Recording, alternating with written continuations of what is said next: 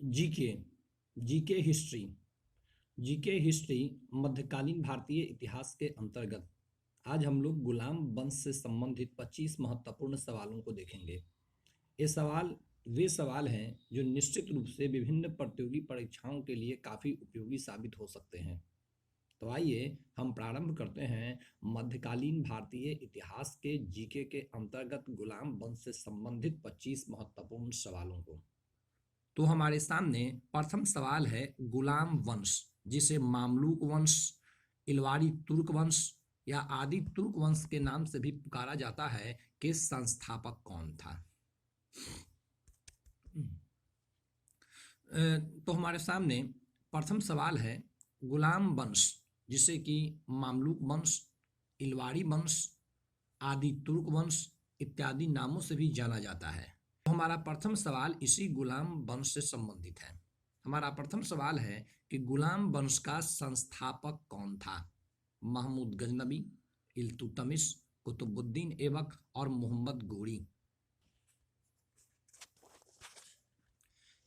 इसका सही जवाब ऑप्शन नंबर सी होगा, कुतुबुद्दीन ऐबक। कुतुबुद्दीन ऐबक ही गुलाम वंश का संस्थापक था। गुलाम वंश का काल 1206 से 1290 ईस्वी तक का रहा। यह काल गुलाम वंश का था। दूसरा सवाल है हमारा कि तुर्की भाषा में कुतुबुद्दीन का अर्थ है चंद्रमा का स्वामी, सूर्य का स्वामी, आकाश का स्वामी या सबका स्वामी। इसका सही जवाब कौन होगा यह बताएं। कुतुबुद्दीन का सही अर्थ पूछा जा रहा है। इसका सही जवाब ये होगा चंद्रमा का स्वामी। हमारा तीसरा सवाल है कि लाखवक्स की उपाधि किसने धारण की थी। महमूद गजनबी, इल्तुतमिश, कुतुबुद्दीन ऐबक या बलबन।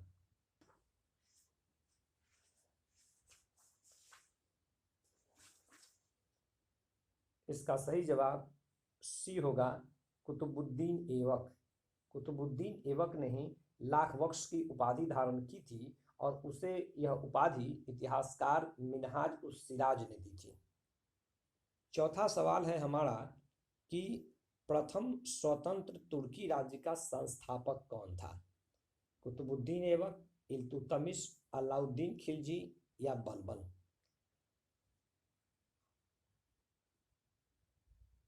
इसका सही जवाब कुतुबुद्दीन ऐबक होगा, ऑप्शन ए, कुतुबुद्दीन ऐबक।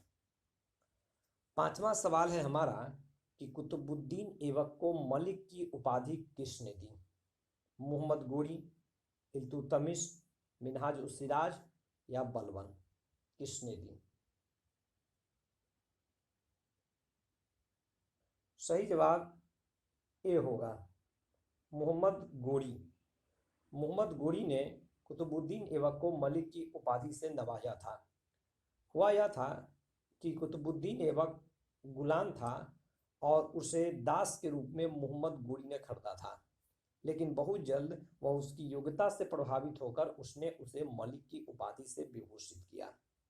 अगला सवाल हमारा है कि कुतुबुद्दीन ऐबक गद्दी पर कब बैठा। 24 जून 1206 या 8 जून 1206 या 23 जून 1210 या ऑप्शन डी इनमें से कोई नहीं।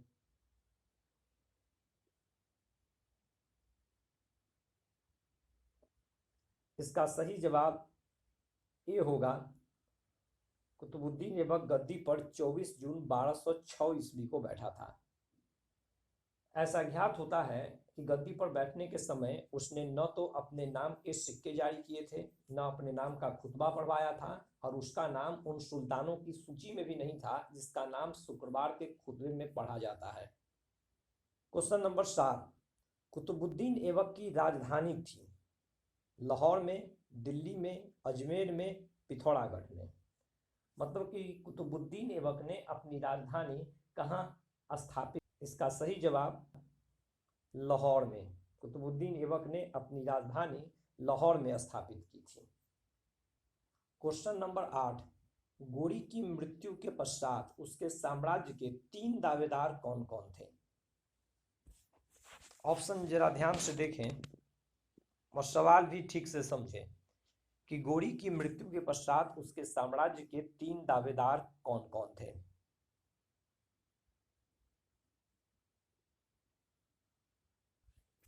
इसका सही जवाब डी होगा, डी, कुतुबुद्दीन ऐबक। सही जवाब डी। गोरी की मृत्यु के पश्चात उसके साम्राज्य के 3 दावेदार कुतुबुद्दीन ऐबक, नसरुद्दीन कुवाचा और ताजुद्दीन इल्दीज थे। गोरी की अधीनता में उस समय ऐबक लाहौर में, कुवाचा सिंध में और ताजुद्दीन इल्दीज गजनी में शासन कर रहा था। अगला सवाल है कि निम्न कथनों में कौन सही है? गोरी की मृत्यु के समय उसके प्रतिनिधि के रूप में नसरुद्दीन कुवाचा सिंध में शासन कर रहा था, ताजुद्दीन इल्दीज गजनी में शासन कर रहा था। केवल सी या उपरोक्त दोनों ए और बी? अभी अभी क्वेश्चन 8 में हमने बताया कि कुतुबुद्दीन ऐबक, नसरुद्दीन कुवाचा और ताजुद्दीन इल्दीज गोरी की मृत्यु के पश्चात उसके साम्राज्य के दावेदार थे। गोरी की अधीनता में ऐबक लाहौर में, कुवाचा सिंध में, नसरुद्दीन कुवाचा सिंध में और ताजुद्दीन इल्दीज गजनी में शासन कर रहा था। तो इसका सही जवाब होगा डी, उपरोक्त दोनों ए और बी। अगला सवाल है हमारा क्वेश्चन नंबर 10 कि निम्न में से कौन सही नहीं है या निम्न में से कौन सही है? पहला ऑप्शन है हमारा कि 2.5 दिन का झोपड़ा पहले एक विद्यालय था। दूसरा, इसकी स्थापना विघ्नराज बीसलदेव ने की थी। केवल ए या फिर दोनों सही है। तो इसमें से कौन सही है इसका जवाब हमें देना है, या तो एक सही होंगे या दोनों सही होंगे। तो 2.5 दिन का झोपड़ा राजस्थान अजमेर में स्थित है। इस मस्जिद का निर्माण कुतुबुद्दीन ऐबक ने करवाया था। यह पहले एक विद्यालय था और इसकी स्थापना विघ्नराज बीसलदेव ने की थी। इस प्रकार सही जवाब डी होगा। दोनों के दोनों सही हैं। अगला सवाल है हमारा कि कुब्बत उल इस्लाम मस्जिद, जिसे इस्लामी पद्धति पर निर्मित प्रथम मस्जिद माना जाता है और यह पृथ्वीराज तृतीय के किले राय पिथौरागढ़ के स्थान पर निर्मित है, इसका निर्माण कब हुआ था? 1193, 94, 95, 96। तो कुब्बत उल इस्लाम मस्जिद का जो निर्माण है वह 1192 ईस्वी में शुरू हुआ था। बनना इसका प्रारंभ हुआ था। 4 वर्षों का समय लगा और यह 1196 ईस्वी में जाकर पूरा हुआ। इस प्रकार इसका सही जवाब डी होगा। डी इसका सही जवाब होगा। अगला सवाल है हमारा कि कुब्बत उल इस्लाम मस्जिद स्थापित किया गया लाहौर में, दिल्ली में, अजमेर में या फिर पिथौरागढ़ में?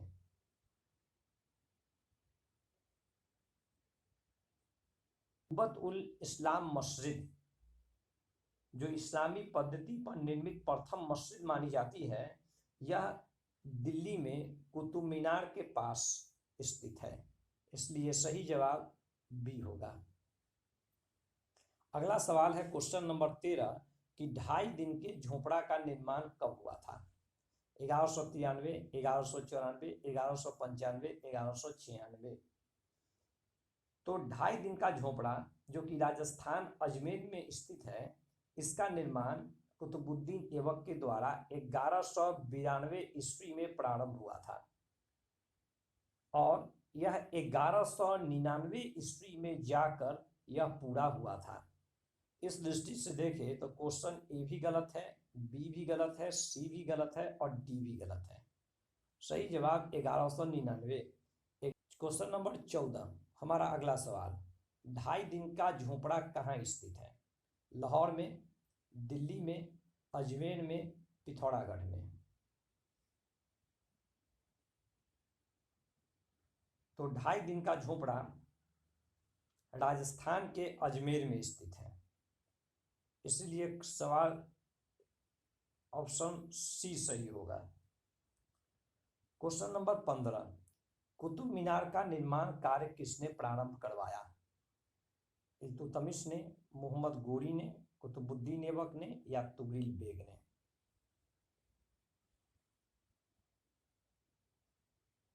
इसका सही जवाब सी होगा, कुतुबुद्दीन ऐबक ने। कुतुबुद्दीन ऐबक ने सूफी संत ख्वाजा बख्तियार काकी की स्मृति में कुतुब मीनार का निर्माण कार्य प्रारंभ करवाया था। अगला सवाल है कि पील बख्श की उपाधि किसने धारण की थी? इल्तुतमिश ने, मोहम्मद गोरी ने, कुतुबुद्दीन ऐबक ने, तुगरिल बेग ने? तो इसका सही जवाब कुतुबुद्दीन ऐबक होगा, सी, कुतुबुद्दीन ऐबक। कुतुबुद्दीन ऐबक को पील बख्श, हाथियों का दान देने वाला कहा जाता है। इसके अतिरिक्त उसे लाख बख्श, लाखों का दान देने वाला भी कहा जाता है। क्वेश्चन नंबर 17, आदाब उल हर्ब और अल सुजाता रचना है। मतलब आदाब उल हर्ब और अल सुजाता नामक पुस्तक किसने लिखी थी? मिनहाजुल सिराज की यह रचना है कि बर्नी की है कि फक्र मुदब्बिर की है कि हसन निजामी की है? तो हम यह जान लें कि आदाब उल हर्ब फक्र मुदब्बिर की रचना है। फक्र मुदब्बिर युद्ध संबंधी कला का माहिर विशेषज्ञ था और उसी ने आदाब उल हर्ब एवं अल सुजाता नामक 2 पुस्तक की रचना की थी। अगला सवाल है क्वेश्चन नंबर 18 कि ताजुल मासी के रचनाकार कौन है? मिनहाजुल सिराज, जियाउद्दीन बर्नी, फक्र मुदब्बिर या हसन निजामी? तो इसका सही जवाब डी होगा, हसन निजामी। हसन निजामी की रचना है ताजुल मासीर। यह जो है वो तुर्की भाषा में लिखी गई उसकी प्रसिद्ध पुस्तक है। यह ग्रंथ मुख्यतः कुतुबुद्दीन ऐबक के शासनकाल की घटनाओं का वर्णन करता है, लेकिन कहीं कहीं इसमें मोहम्मद गोरी और सुल्तान इल्तुतमिश के समय में हुई प्रमुख घटनाओं का भी उल्लेख किया गया है। इस ग्रंथ से हमें भारतीय शासन प्रणाली और सामाजिक स्थिति के बारे में भी पर्याप्त जानकारी प्राप्त होती है। सवाल है हमारा कि निम्न में से कौन सही नहीं है? हमें गलत जवाब देना है। तो कुब्बत उल इस्लाम मस्जिद भारत में इस्लामी पद्धति पर निर्मित पहली मस्जिद मानी जाती है। यह 100% सही है। कुरान ख्वां कुतुबुद्दीन ऐबक को कहा जाता है। यह भी सही है, क्योंकि यह माना जाता है कि कुतुबुद्दीन ऐबक कुरान का बहुत ही सुरीले ढंग से पाठ करता था, इस कारण इसे कुरान ख्वां भी कहा जाता है। और कुतुबुद्दीन ऐबक मोहम्मद गोरी का गुलाम था। यह भी सही है। इस प्रकार इसमें सभी सही है। क्वेश्चन नंबर डी, अर्थात इसमें कोई भी गलत नहीं है, सभी सही है। इसमें सभी सही है। क्वेश्चन नंबर 20, अत्यंत सुरीले स्वर में कुरान पढ़ने के कारण ऐबक को क्या कहा जाता है? पील बख्श, लाख बख्श, कुरान ख्वां और कुरान पाठी? सही जवाब कुरान ख्वां होगा। अत्यंत, क्योंकि कुतुबुद्दीन ऐबक अत्यंत सुरीले स्वर में कुरान पढ़ता था, इस कारण इसे कुरान ख्वां कहा जाता है। वैसे लाखों का दान देने के कारण इसे लाख बख्श भी कहा जाता है। लाखों। अगला सवाल है हमारा कि कुतुब मीनार का निर्माण कार्य किसके काल में पूरा हुआ? इल्तुतमिश के काल में, बलबन के काल में, कुतुबुद्दीन ऐबक के काल में, तो खिलजी के काल में? तो कुतुब मीनार ख्वाजा कुतुबुद्दीन बख्तियार काकी की स्मृति में कुतुबुद्दीन ऐबक ने बनवाना प्रारंभ किया था और जो इल्तुतमिश के काल में जाकर पूरा हुआ। इसीलिए सही जवाब ए। अगला सवाल है क्वेश्चन कि कुतुबुद्दीन ऐबक की मृत्यु कब हुई? 1208, 1209, 1210, 1211? सही जवाब 1210 सी है। अगला सवाल है हमारा कि कुतुबुद्दीन ऐबक मृत्यु के समय कौन खेल खेल रहा था? शतरंज, घुड़सवारी, पोलो, एक जुआ जो घुड़सवारी के वक्त खेला जाता था? इसका सही जवाब होगा सी, पोलो। अगला सवाल है कि कुतुबुद्दीन ऐबक को कहाँ दफनाया गया? लाहौर में, मुल्तान में, दिल्ली में, सिंध में? तो 1210 ईस्वी में एक चौगान आधुनिक पोलो के समान एक खेल खेलते हुए घोड़े से गिरकर कुतुबुद्दीन ऐबक की जब मृत्यु हो गई तो उसे लाहौर में दफनाया गया था। इसलिए जवाब ए सही होगा, जवाब ए। अगला सवाल है हमारा, कुतुबुद्दीन ऐबक के पश्चात गद्दी पर कौन बैठा? मसूद शाह, रजिया सुल्तान शाह, बहराम शाह या आराम शाह? इसका सही जवाब डी होगा, आराम शाह। वैसे कुछ इतिहासकारों का विचार है, जैसे कि मिनहाजुल सिराज के अनुसार ऐबक को केवल 3 पुत्रियां थी, उसे पुत्र नहीं था। अबुल फजल के अनुसार आराम शाह ऐबक का भाई था जिसने केवल 8 महीने तक शासन किया था। वह इल्तुतमिश से जूत के मैदान में पराजित हुआ और मारा गया। तो आराम शाह ही कुतुबुद्दीन ऐबक के पश्चात गद्दी पर बैठा था।